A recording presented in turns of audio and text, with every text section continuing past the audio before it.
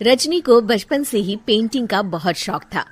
वो हमेशा से ही पेंटर बनना चाहती थी, पर उसके माँ और पिताजी ने उसको कभी भी इस चीज के लिए सपोर्ट नहीं किया और उसकी शादी नीरव से हो गई।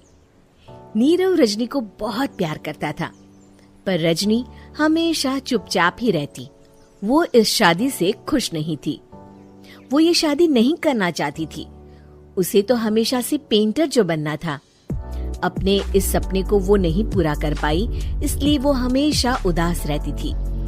रजनी, बहुत ही बढ़िया फिल्म लगी है, कल देखने चले? नहीं जी, कल मुझे बहुत काम है, मैं नहीं जा पाऊंगी। अच्छा तो कोई बात नहीं, संडे को चलते हैं। देखिए, मुझे फिल्म देखना पसंद नहीं है, आपको जाना है तो चले जाइए। नीरव को मना करके रजनी वहाँ से चली जाती है और अपने बैग को खोलकर उसमें बंद पड़े ब्रश और कलर्स को देखकर रोने लगती है। रजनी, चलो ना कहीं बाहर खाने चलते हैं, कुछ तुम्हारी पसंद का। जी मुझे नहीं जाना, मेरी तबीयत ठीक नहीं है। रजनी वहाँ से चली जाती है। नीरव को समझ नहीं आता कि रजनी उससे इतना दूर क्यों रहती है। वो जब भी उसके साथ वक्त बिताना चाहता है, रजनी कोई ना कोई बहाना बना देती है। एक दिन घर पर कोई नहीं था। रजनी घर का सारा काम जल्दी से खत्म कर लेती है। घर पर अकेले होने के कारण वो सोचती है कि वो आज पेंटिंग करेगी। वो अपने कमरे में जाकर पेंट ब्रशेस और कलर्स निकालकर जैसे ही कलर मिक्स कर रही होती है कि दरवाजे पर बेल बज जाती है। अब कौन आ गया इस वक्त? इतनी मुश्किल से तो मुझे पेंट करने का मौका मिला है। रजनी दरवाजा खोलती है तो उसकी सास अपनी सहेलियों के साथ खड़ी होती है और सब घर के अंदर आ जाते हैं। अरे बहू, सबको शरबत बनाकर पिला दे, बाहर तो बड़ी गर्मी है। उफ। जी। रजनी पेंट ना कर पाने से उदास हो जाती है। उसे गुस्सा भी आ रहा होता है कि उसने इस शादी के लिए हाँ क्यों कह दी। वो रसोई में जा रही होती है कि उसकी सास उसे रोकती है। बहू, सबके खाने का भी इंतजाम कर लेना, आज का लंच तो ये सब यहीं करेगी। हाँ। रजनी बिना कुछ कहे रसोई में चली जाती है। सबके लिए खाना बनाती है।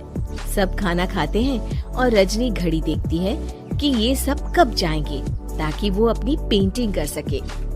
जब शाम होती है तब सब चले जाते हैं अपने घर। अरे बहू, सब तेरे खाने की तो बहुत तारीफ कर रहे थे, सबको बहुत अच्छा लगा खाना। आपको मुझे सुबह बताना चाहिए था ना कि आपकी सहेलियां आ रही है। पता भी है कितना वक्त लगा सारा खाना बनाने में। अरे बहू, तू ऐसे कैसे बात कर रही है मुझसे? तो और कैसे बात करूं? मैं इस घर की कोई नौकरानी नहीं हूँ कि इतना काम करूंगी। रजनी अपने कमरे में जाकर दरवाजा बंद कर लेती है। शाम को जब नीरव आता है तो उसकी माँ उसे पूरी घटना के बारे में बताती है। क्या रजनी ने आपसे इस तरह बात की माँ? हाँ, और पता नहीं उसे क्या हो गया है, शाम से बाहर भी नहीं आई है। मैंने तो कई बार आवाज दी, खाना भी नहीं खाया उसने। तू ही बात करके देख ले बेटा। नीरव अपने कमरे का दरवाजा खटखटाता है। रजनी, दरवाजा खोलो, मैं हूँ। रजनी दरवाजा खोलती है और फिर वापस जाकर अपने बिस्तर पर लेट जाती है। रजनी, माँ से बात करने का ये क्या तरीका है? मैंने कोई गलत बात नहीं की है। अरे तुम क्यों ऐसे बर्ताव कर रही हो सबके साथ? क्या तुम इस शादी से खुश नहीं हो? रजनी कुछ नहीं बोलती। अरे बताओ मुझे रजनी, क्या ये शादी तुम्हारी मर्जी के खिलाफ हुई है? हाँ, मैं ये शादी कभी नहीं करना चाहती थी। तुमसे क्या, मैं किसी से भी शादी नहीं करना चाहती थी। रजनी रोने लगती है।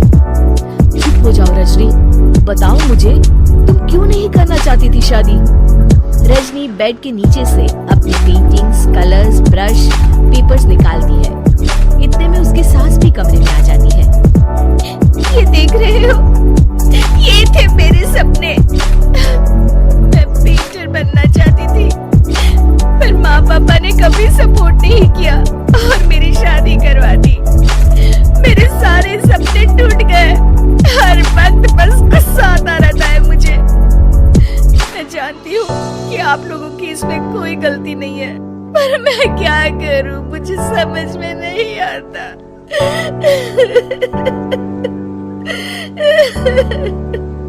रजनी फूट फूट कर रोने लगती है। मुझे माफ कर दीजिए, आप दोनों के साथ मैं बहुत बुरा बर्ताव कर रही हूँ। अरे रजनी बेटा चुप हो जाओ तुम। नीरव पानी लेकर आता है। ये लो पानी पियो और शांत हो जाओ। रजनी पानी पीती है और उसकी सास पेंटिंग्स देख रही होती है। अरे नीरव, हमें तो पता ही नहीं था कि हमारी बहू कलाकार है। अरे कितनी अच्छी पेंटिंग्स बनाई है, देखो तो। ये वाली तो मैं अपने कमरे में ले जाऊंगी। आपको ये पेंटिंग्स अच्छी लगी?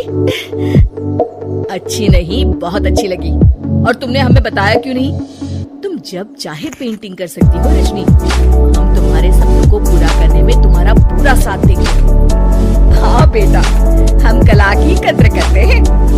हम कलाकार तो नहीं, पर मुझे गर्व है कि मेरी बहू एक कलाकार है। रजनी, नीरव और सास